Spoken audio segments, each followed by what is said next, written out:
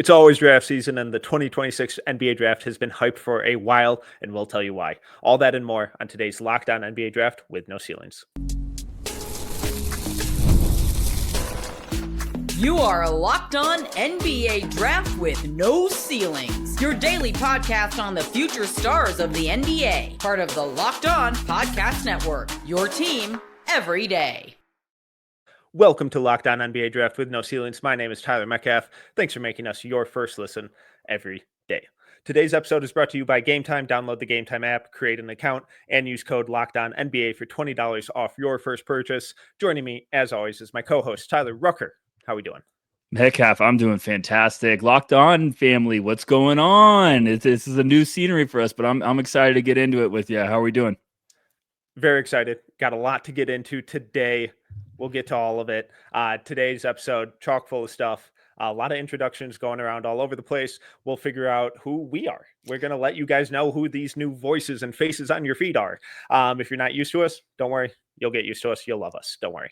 We'll also dive into some names outside of the top three guys in this 2026 draft to keep an eye on and guys to really familiarize yourself with as we head into this season. But Rucker, we got to start with the very top of this draft. The top three guys in this draft: Darryn Peterson, Dybantsa, Cam Boozer, whatever order you have them in. I'm not sure there's a wrong one, but they have the potential to make this a really special draft. When I talk about those three guys, AJ, Cam, Darryn, just what's your first reaction to what this draft class at the very top with those three names could be? I think it's excitement, Metcalf. I mean, obviously, we've been getting hyped throughout the last couple of years about how special we were going to have a run of draft classes that features so many superstars, potential franchise changers. But, you keep watching these guys getting ready for this upcoming cycle, and it's just kind of like, hey, what's your flavor of the month with these three? It's a three-headed monster with this class. Like, they all have the potential to go number one. I think they all have special games that kind of almost different positions. It's going to be really interesting to kind of see how they progress this year and also some of their, improvement areas for their game to make a run at being the number one pick. I mean, Metcalf, is there a name that's kind of easily taking the lead for you, or do you just think this could be a battle with everyone all year? And I think it's going to be a battle, and there are going to be so many variations of that top three. And I guess there can only be so many variations with three guys. But everyone, I think a lot of people's top three is going to look very different, especially when you talk to NBA guys now. They seem to be still a lot higher on AJ Dybantsa than some media people might be. I've had some concerns with AJ, still have him top three, not a question about it. Still very excited about him, but it's like, oh, do I need to start rethinking some of his game based on what we've seen over this last year? And then Cam has always been up there. All he's ever done is just win everything. He's going to be the most boring 25 and 15 guy in college that we might ever see, but he's so productive. He's so talented. And then you got Darryn Peterson, who for me, I'm just falling head over heels with every time I watch him. A little bit of a late bloomer here, late riser in the recruiting ranks. And, when I say riser, I mean, top 10 to now top 2 or top 3 or top 1, depending what outlet you look at. And just the way he moves and executes on both ends of the floor, the improvisation, the smoothness, the scoring versatility, the playmaking, it's like, oh my God, I'm in love. And I just love that we have three guys at three very different positions. So comparing and contrasting could be really difficult. There isn't that one for one. It's like, all right, who's the better wing, this guy or this guy? It's a dynamic guard, a dynamic wing, a dynamic big. And when, 10 months from now, when we get to the NBA draft, it might just be, what does that team need on draft night? So I'm very, very excited about these three guys. Yeah, I think that's the biggest point you hit on at the end is we have three potential stars in this class that all play different positions. You get Darryn Peterson going to Kansas, the 6'5" bucket getting machine that I like how you pointed out the playmaking. The playmaking is really special with Darryn. I think it's one of those, you see his numbers and you're like, oh, it must be a bucket getting machine. And then you see the playmaking and you're like, oh my goodness, we got some versatility here. And then you get AJ Dybantsa, who's going to BYU. Everyone should know who that is. But you get the 6'8" forward with raw, serious tools. If the shot comes around, he could have some of the highest upside in this class. And then oh, the boring 6'10", 6'9", bruising Cam Boozer, who, Carlos Boozer's kid. And every time I watch Boozer, I'm like, man, how can you pass this kid up? This kid has everything you'd want from a big man. So he could play in the league today. I think so. The way he's built is insane. We've seen him before. It's funny talking to everyone that we have on our team at No Ceilings and talking to everyone in the basketball world that, takes evaluating serious. Everyone's got their own opinion, and it's just kind of your preference. And that's why I really do think it could come down to whoever lands that number one pick. The top three, whatever order it is. If you need a big man, you might prefer Boozer. If you need to swing for some upside, you might prefer Peterson or AJ. It's really fun class. And those three are legit worth the hype. And it's going to be exciting to see how their games develop this year. Yeah, and we'll have more detailed breakdowns on all these guys coming up in in upcoming episodes. You can also find more detailed breakdowns over on the No Ceilings YouTube channel, NoCeilingsNBA.com if you're more attuned to written stuff. All that stuff will be there. But when you think about those three guys, first off, who is your top guy? We're middle of August, so no, we're not being held accountable here. Just who is your top guy, and what gets you the most excited with these guys? It's been something that's just kind of lurked in the back of my head. We always joke that August is the time to take, to regroup after Summer League, after the review. Nope. And I can't stop thinking about this of like, hey, who would I take at number one? Now, a lot of people are very high on AJ. A lot of people are very high on the Darryn Peterson climb, which I get. I love both of them. I'm a Boozer guy. I'm a big, big believer. I just look at him, his versatility, and what I would want from a big man if I was an NBA team, like a very young, talented big man. And he just checks too many boxes for me where like right now, I'm like, I could not pass this up. I get a dominating physical presence who plays composed, who, when we saw him at Hoop Summit, I was like, he gets in the paint and no one can do anything to slow him down. He's just that under control and that strong for his age when he was that young. So Boozer would be my number one guy, but Metcalf, I want to hear who you got. Who are you at the top right now? Like, who do you feel the best about? It's got to be Peterson. Yeah. I weirdly think he might be the most well-rounded guy. I love Cam and how he impacts winning at every single level in every single facet of the game. The outside shot is just kind of okay right now. I do buy it long term, but I think the scoring versatility that we've seen with Peterson, how fluid he is on and off the ball, the scoring versatility, the playmaking stuff, I can't quit it. And I'm very curious to see how this season at Kansas is going to go for him because I have some questions about that team.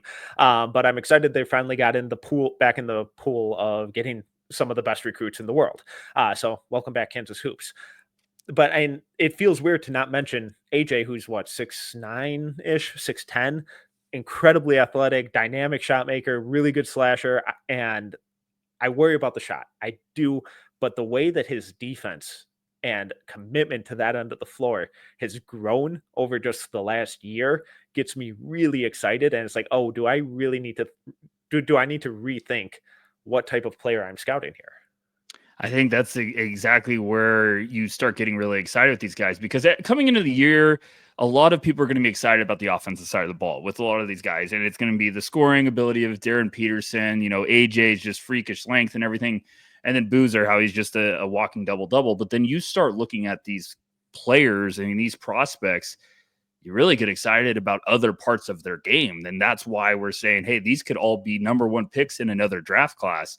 And I think me and you have talked a lot this offseason. I was like, hey, AJ going into, his recent FIBA play, if AJ's defense is going to be untapped this year early for BYU, that's something that will really get NBA teams excited because there's legit tools for him to be a lockdown defender. He's freakishly long. He's much tougher. I think he plays with a little bit of a chip on his shoulder when it comes to like his physicality. So he's much tougher than you would think with his frame. And he's not afraid of contact. So like, that's why I'm really excited with AJ's defense and upside. Was there anything you've seen, Metcalf, like throughout the offseason or at FIBA play? Cause I know you've been paying close attention to that, but like what's getting you so excited about his defense?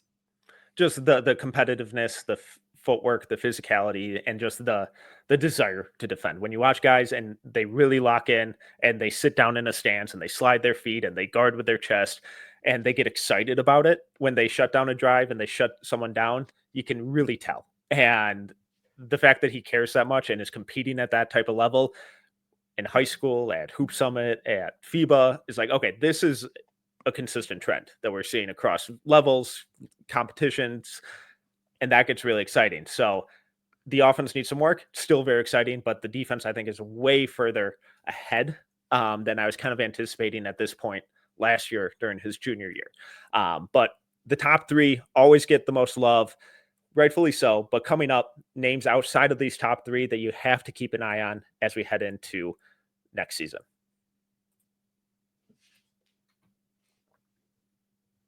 We've all been there, logging on early and waiting for forever for tickets to go on sale, only to lose your spot for a show that you've been dying to see.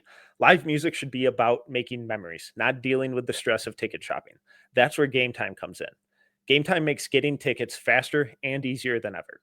Prices actually drop as it gets closer to showtime, and you can save up to 60% off with their killer last-minute details. Something I hate with ticket shopping and shopping with anything is hidden fees that end up skyrocketing what I thought I was paying for something. Not the case with Gametime. With Gametime, the price you see is the price you pay, no hidden fees. Take the guesswork out of buying concert and show tickets with Gametime. Download the Gametime app, create an account, and use code LOCKEDONNBA for $20 off your first purchase. Terms apply. Again, create an account and redeem code LOCKEDONNBA for $20 off. Download the Gametime app today. Last minute tickets, lowest price guaranteed.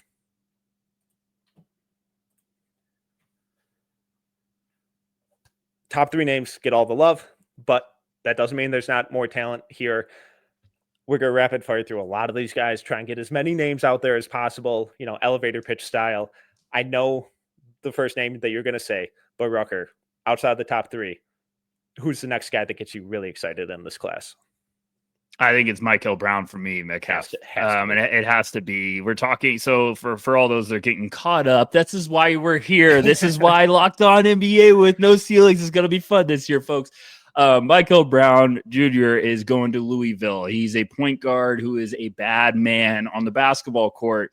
Little thin frame, but he's around 6'4".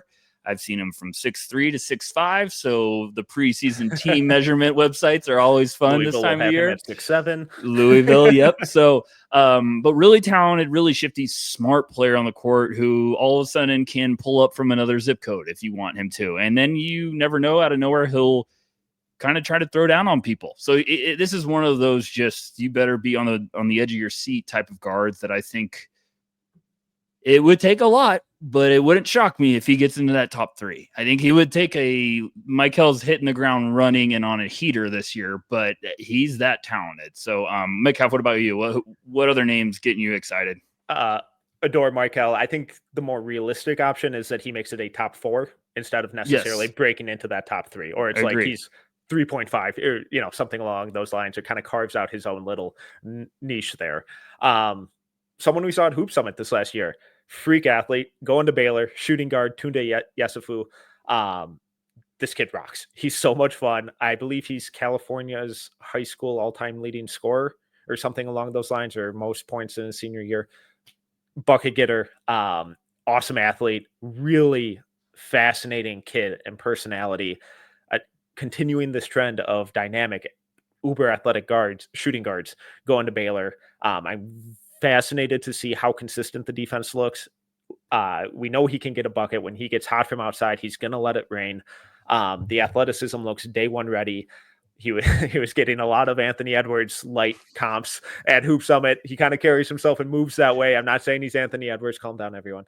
But that type of nasty athleticism, bucket getting, and does the passing and defense continue to trend upwards.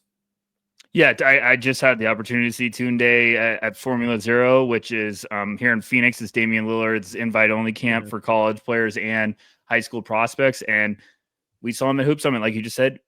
Looked like the same guy. Extremely well-built. He's got an NBA-ready frame, and he hasn't even hit college yet. And he's exciting, man. He's just a really talented player. So I'm excited to say Tunde this year at Baylor. But we got to talk about Nate Ament. Everyone's buzzing about that Nate was the next Ament. one on my name. Okay, Next one on my Vols, list. Rocky Top legend, baby. Do you Going to want pick out a song Tennessee. for us? No. That's for episode 2. Locked On Family doesn't get that yet. So Nate Ament, lengthy forward, going to Tennessee, really talented. I think Metcalf, this is hey, how quickly are the tools going to fall into place? Because we've seen him in person before, really smooth shooter. I just kind of want to see, how's the rest of the game going to look this year? He's got a good looking shot from outside, but is there going to be an in-between game? Is the frame going to fill out? I think he's a bit of a wild card, but we're bringing up a lot of guys right now where everyone's hyping this class as a 3-headed monster. You start getting to a point where you're like, hey, if this happens, which it could, with Tunde keeps it rolling offensively, Michael Brown carries that play over from FIBA, and then you get Nate Ament, like we get really exciting in a hurry in this potential top 10. So any thoughts on Ament or anyone else you wanted to bring to the table? I loved Ament during the practices. The way he kept his dribble alive, super skinny. He's going to struggle with the physicality of the SEC, and I'm fascinated to see how short of a leash Rick Barnes has him on. The talent's fun, but then he completely disappeared in the game. So a lot of mixed feelings out there on Ament. Some love him. Some's there. Just how does his frame continue to fill out, and what type of impact do we see him make? I think one of the most interesting guys is small forward headed to Duke to join Cam and Caden Boozer, Nicholas Kamenia. Incredible week at Hoop Summit, probably the biggest riser for most people. Really solid off-ball shooter, smart cutter, smart passer, competitive defender, talks a ton. But then we saw a completely different player in FIBA, or at least I did. I thought maybe it's just situation based and he kind of got buried on the third string, but he just disappeared a lot and struggled to find his groove. So I'm fascinated to see how he plays off of some of the talented guys at Duke. They're loaded yet again, shocker. But as that off-ball connector, off-ball finisher, team defender, I think there's a really good shot for him to climb a lot higher than people may be expecting at this time. Yeah, I think Duke fans will hope that this is, Kamenia is coming in to potentially seamlessly replace Con Knipple as that smart player that can stretch the floor. I don't think he's going to be as ready as Con was, especially, being a top 5 pick, but he's the one name that I think could buzz, like you're saying. I'm going to throw another one in. Let's go to Arizona. Let's keep it here. I'm excited to see Koa Pete with the Wildcats this year. He was a bully in FIBA for Team USA. I just am curious to kind of see what it's going to look like. Obviously Carter Bryant was there last year, was their big time freshman, and now Koa Pete's kind of going to slide in and take his role. But I kind of think with this Arizona team, they might be trying to play Koa a little bit more early on.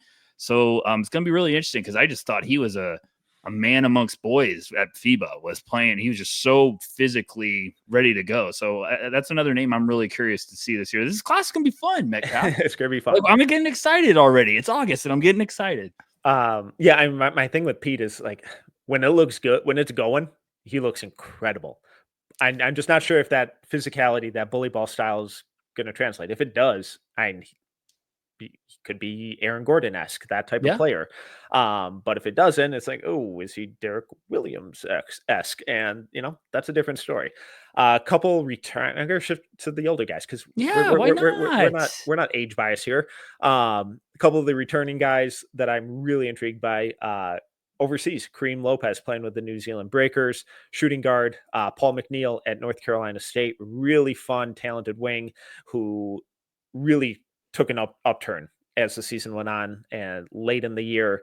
Isaiah Evans at Duke, sharpshooter, talks his stuff on defense, plays really hard. I think having the off-ball shooting of Kamenia and Isaiah Evans, and they have Darren Harris, hopefully getting minutes this year, they're going to be able to stretch the floor and be able to put Cam at the, post and elbows and top of the key and have him be a facilitator. Really excited to see what that Duke offense looks like. Jaden Quaintance, bully ball big, going to Kentucky. Carter Knox, LeBaron Philon, Thomas Houck, Bennett Sturts, moving up from Drake to Iowa. What is that transition for him going to the Big Ten? What is that going to look like? I cannot wait.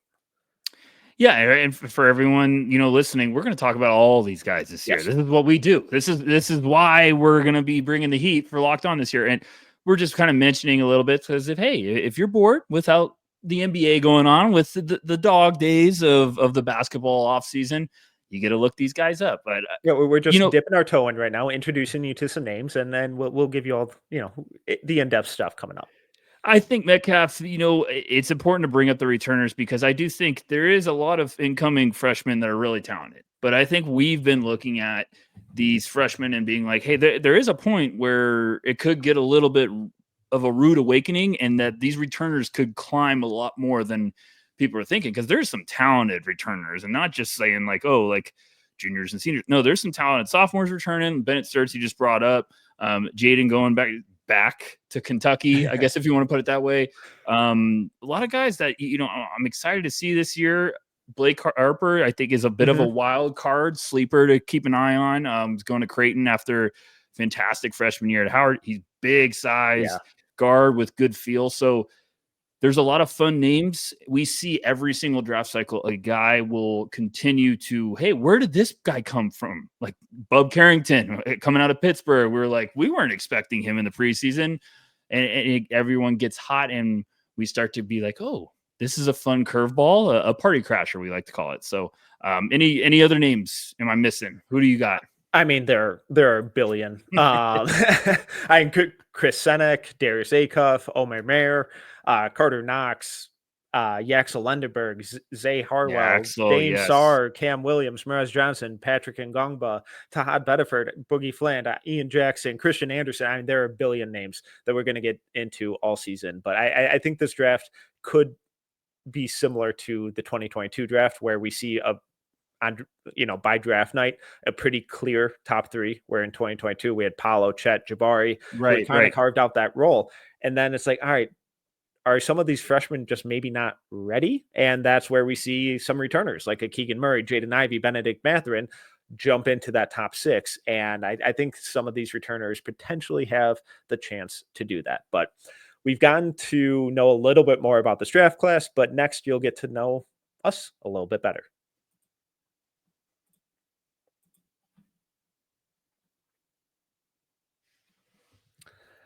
All right, Rucker. We're new faces. We're new voices on this feed. We got to introduce the people to who No Ceilings are, who we are. I'll let you take it. Yeah, you guys probably started out watching on YouTube or hearing our voices, and you're like, "Who the heck are these guys?" well, that's why we're going to hear and tell you guys all about it. We've been doing No Ceilings for what? This is our 5th year. Upcoming, this will be our 5th year. Yeah. I don't think anyone works harder in the draft space. And I say that because we talk about every prospect that there possibly is out there. We like to give the same spotlight to guys that are going in the top 3 that are going to get 2-way contracts. We believe everyone's got to get a chance to shine, and they deserve some attention and some more recognition. And, knowing our whole team, I know how hard they work. And I know that's why we're really lucky. Shout out to everyone at Locked On for giving us the chance to be with you guys this year. We're really honored, and we're not going to, we're going to bring the heat. We're not going to disappoint. So I think that's why I'm so excited about this, Metcalf, to be doing this pod with you. And we're going to have a couple shows going all week. You take over. I'm about to, flip my desk from excitement. No, and just something I really appreciate about what we try to do is make it as digestible and entertaining while also being informative. We want to have fun here, and basketball's fun. Sports are fun, and that has to be the main point. But we also want to try and educate you guys. Do the work, watch the film, dive into the numbers so you don't have to. We're trying to make life easier for you. But on this feed, it's not just going to be Rucker and I. Maxwell Bombach and Nathan Grubel are also doing a show, and Corey Tullaba and Albert Gim will be doing another one as well. So we'll be coming at you 3 times a week for the next couple weeks, and then once September hits, we're going 5 days a week. We're joining that lockdown party of going constantly. We're always going, and just because we're here doesn't mean anything's necessarily changing over on the No Ceilings feed or NoCeilingsNBA.com or the YouTube or anything like that. It's just more. And I promise, I cannot emphasize this enough. I promise we will not just be regurgitating the same information. It's going to be different stuff, different styles. We're going to be having fun with it. And I cannot wait for the season. I'm very excited and very grateful to everyone over at Locked On for bringing us into their fold and giving us the opportunity, like you mentioned.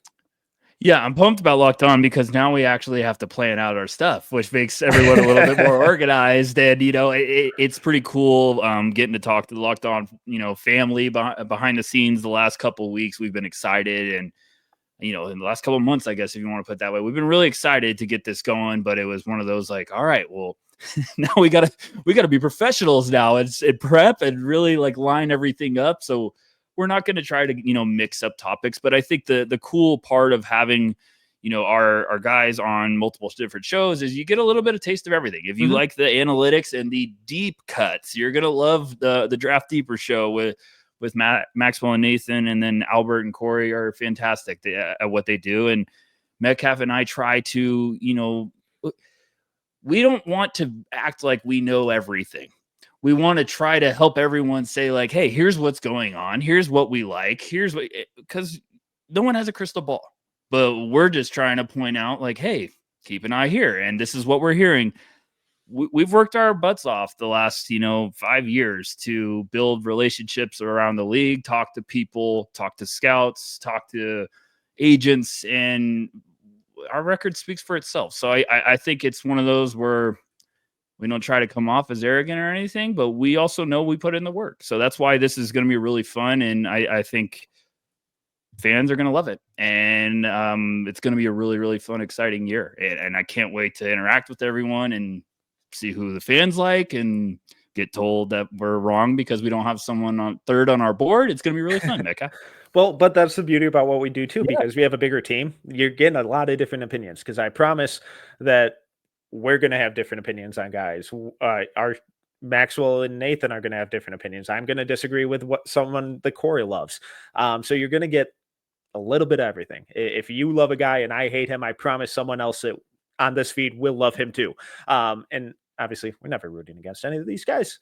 We always want them to succeed. But it's wild that I believe this is going to be my 9th year of doing this stuff publicly and producing stuff on the draft. And obviously, I've been a draft maniac forever. It's what I've always loved. I love scouting and doing all this stuff, but it's wild that I'm already at like 9 years of doing this.